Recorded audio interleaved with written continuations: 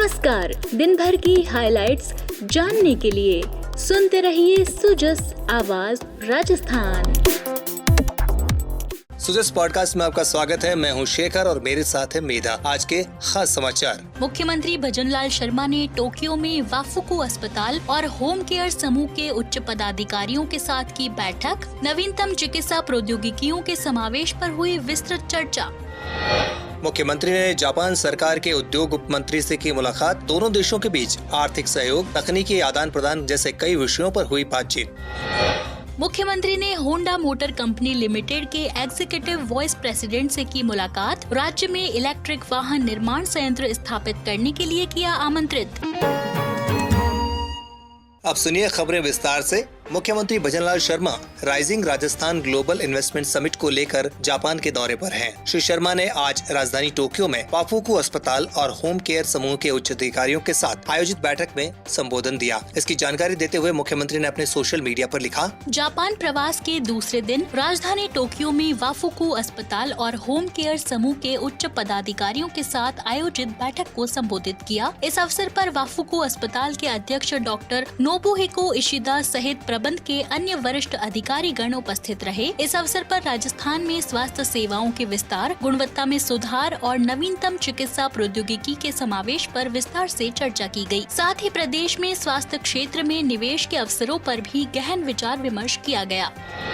मुख्यमंत्री ने आगे लिखा कि हमारी सरकार प्रदेश के स्वास्थ्य व्यवस्था को सुदृढ़ करने, आधुनिक सुविधाओं से युक्त बनाने और सर्वसुलभ स्वास्थ्य सेवाएं प्रदान करने के लिए प्रतिबद्ध है। इसी क्रम में मुख्यमंत्री ने जापानी कंपनी तोहो समूह के अध्यक्ष डेसुके सैतो से शिष्टाचार भेंट की। इसकी जानकारी उन्होंने सोशल मीडिया पर देते हुए लिखा, इस अवसर पर राजस्थान में उपलब्ध व्यापक औद्योगिक अवसरों, अत्याधुनिक बुनियादी इंफ्रास्ट्रक्चर, कुशल श्रम शक्ति, निवेश अनुकूल नीतियों से अवगत कराया। साथ ही उन्हें वीरभूमि राजस्थान में निवेश के लिए आमंत्रित किया। तोहो समूह बियरिंग पुर्जे निर्माण में विशेषज्ञता रखने वाली प्रतिष्ठित कंपनी है, जिनका जयपुर स्थित मनु यंत्रालय के साथ एक संयुक्त उद्यम है। हमारी सरकार अपने सतत प्रयासों के फलस्वरूप राजस्थान को भारत की निवेश राजधानी के रूप में स्थापित करने के लिए प्रतिबद्ध है।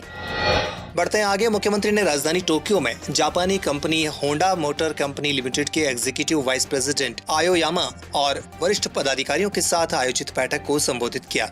इस अवसर पर राजस्थान में उपलब्ध व्यापक औद्योगिक अवसर रचना, कुशल मानव संसाधन, नवीन औद्योगिक नीतियों, प्रोत्साहन योजनाओं और निवेश के लिए अनुकूल वातावरण के बारे में विस्तार से जानकारी दी गई। इसकी जानकारी देते हुए मुख्यमंत्री ने अपने सोशल मीडिया पर लिखा, होंडा कंपनी को राज्य में इलेक्ट्रिक वाहन ईवी निर्माण संयंत्र स्थापित करने के लिए सादर आमंत्रित किया। हमारी सरकार राज्य में निवेश को प्रोत्साहित करने और उद्योगों के विकास के लिए प्रतिबद्ध है। प्रदेश सरकार निवेशकों को सभी आवश्यक सहायता और सुविधाएं प्रदान करने के लिए पूर्णतः संकल्पित है, जिससे राजस्थान में उनका व्यवसाय सफलतापूर्वक स्थापित हो सके और राजस्थान की विकास गति को नई ऊंचाइयों तक ले जाया जा सके। इसी क्रम में मुख्यमंत्री ने जापान सरकार के उद्योग उप मंत्री से मुलाकात की। इसकी जानकारी देते हुए उन्होंने सोशल मीडिया पर लिखा, राजधानी टोक्यो में जापान सरकार के अर्थ, व्यापार और उद्योग उप मंत्री इशिताको से शिष्टाचार भेंट की। इस सुअवसर पर उन्हें राइजिंग राजस्थान इन्वेस्टमेंट समिट में सादर आमंत्रित किया और दोनों देशों के मध्य आर्थिक सहयोग, तकनीकी आदान प्रदान, सांस्कृतिक संबंधों के सुदृढ़ीकरण और व्यापारिक अवसरों के विस्तार पर चर्चा की गयी। वहीं मुख्यमंत्री ने टोक्यो के एडोगावा के फ्रीडम प्लाजा में राष्ट्रपिता महात्मा गांधी की प्रतिमा पर पुष्पांजलि अर्पित की। मुख्यमंत्री ने कहा कि पूज्य बापूजी का जीवन सत्य और अहिंसा के सिद्धांतों पर आधारित था, जो आज भी दुनिया भर में प्रेरणा का स्रोत है।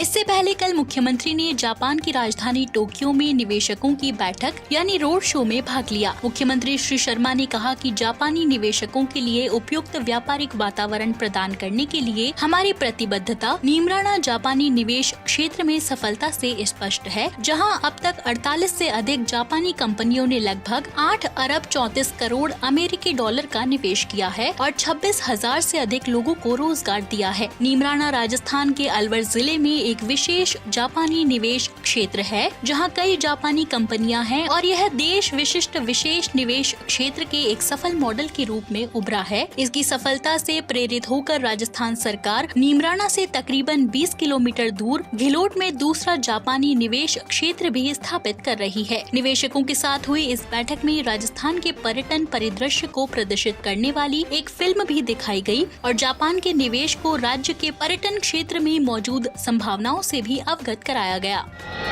निवेशकों की इस बैठक को संबोधित करते हुए जापान में भारत के राजदूत सीबी जॉर्ज ने कहा, राजस्थान भारत में सबसे अधिक निवेश अनुकूल और व्यापार को बढ़ावा देने वाले औद्योगिक राज्यों में से एक के रूप में तेजी से उभर रहा है।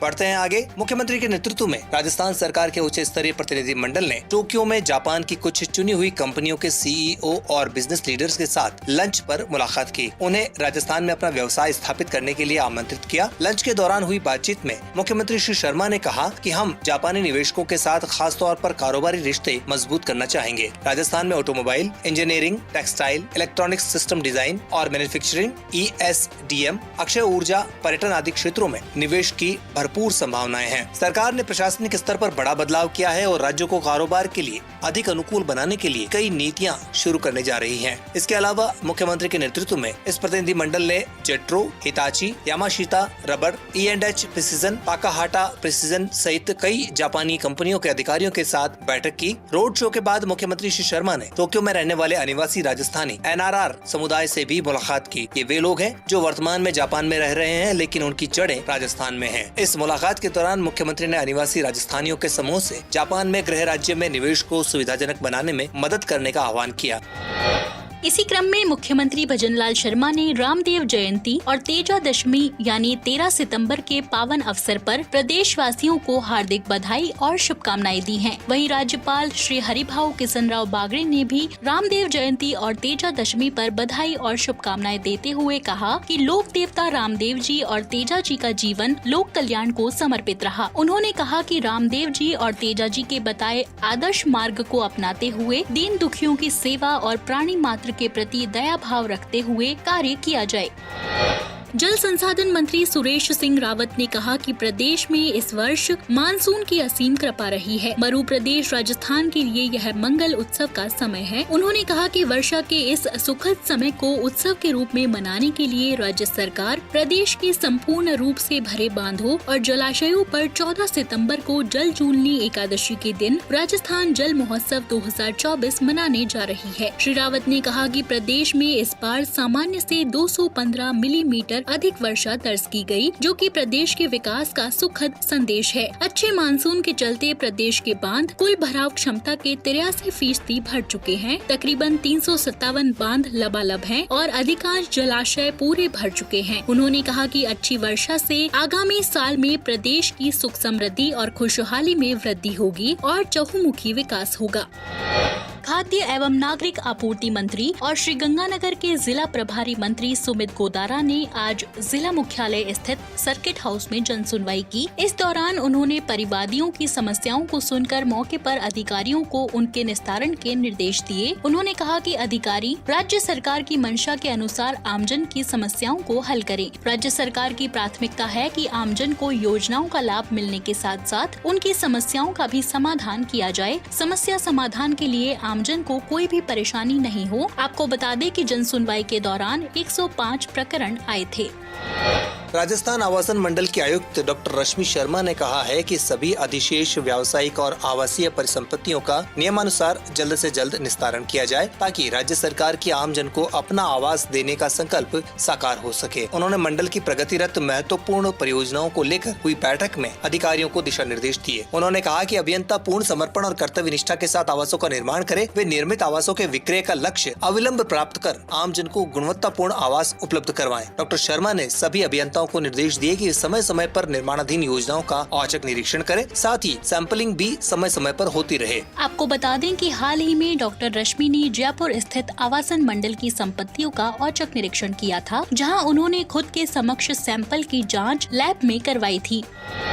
महिला एवं बाल विकास के शासन सचिव महेंद्र सोनी ने बताया कि प्रदेश में 1 सितंबर से 30 सितंबर तक चल रहे राष्ट्रीय पोषण माह 2024 अभियान में राष्ट्रीय स्तर पर राजस्थान बेहतर प्रदर्शन कर रहा है। राष्ट्रीय स्तर पर अभी तक राजस्थान की 8वीं रैंक है। शासन सचिव ने बुधवार को जयपुर स्थित ICDS निदेशालय में VC के माध्यम से जिला उप निदेशकों और CDPO के साथ राष्ट्रीय पोषण माह 2024 की समीक्षा बैठक में ये जानकारी दी। तो सुजस पॉडकास्ट में आज इतना ही। कल फिर होगी आपसे मुलाकात। तब तक के लिए मेधा और शेखर को दीजिए इजाजत। नमस्कार।